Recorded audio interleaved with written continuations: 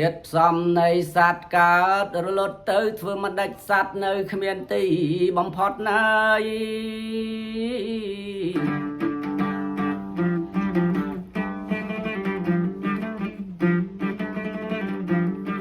សត្វត្រូវតែស្លាប់ហើយត្រូវគេដុតកើតហើយមិនចត់រហូតគ្មានទេ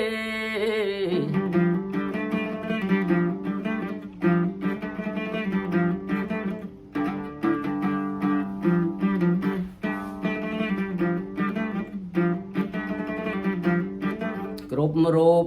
កើតមកត្រូវការណាស់សោកស្អប់ខ្ពើមណាស់ទុកទាំងយើងទាំងគេតែមិនអប់រំហេតុនៃសោកទេធ្វើតាមចិត្តគ្នាខុសផ្លូវធម្មយា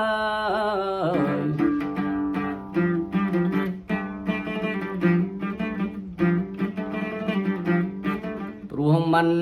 ដឹងថាចេតនាជាតួកម្មដែលធ្វើប្រចាំគ្រប់ពេលវេលា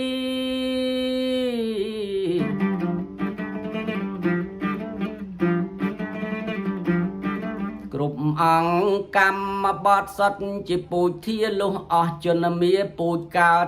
ជាតិថ្មី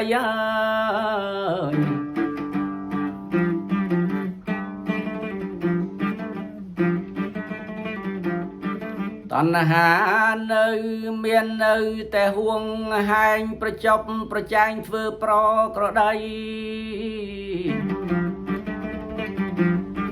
លុះតែបង្អត់អាហារចំណីឲ្យតណ្ហាខ្សែទើបចប់ទុកខា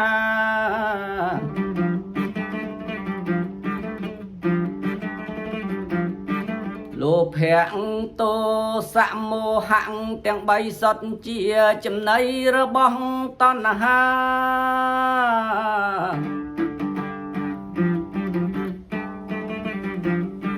ចម្រើនវិជ្ជាវិបស្សនាជាក់ច្បាស់កាលណាតណ្ហាត្រូវខ្សែ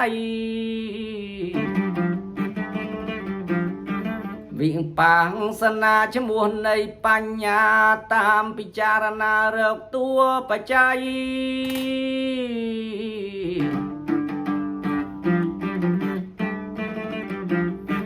សង្ភាវៈពិតទើបកើតឡើងថ្មីចាក់ធ្លុះសេចក្តីបានឃើញអរិយសច្ចចាំងចាំងខោវិញ្ញាណកើតព្រោះបច្ច័យពុំអ្នកអាស្រ័យទើបកើតប្រចា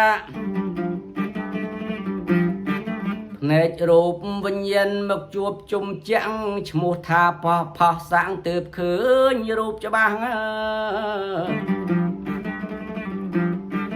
អីអើយឈ្មោះថាផោះសាំងទើបឃើញរូបច្បាស់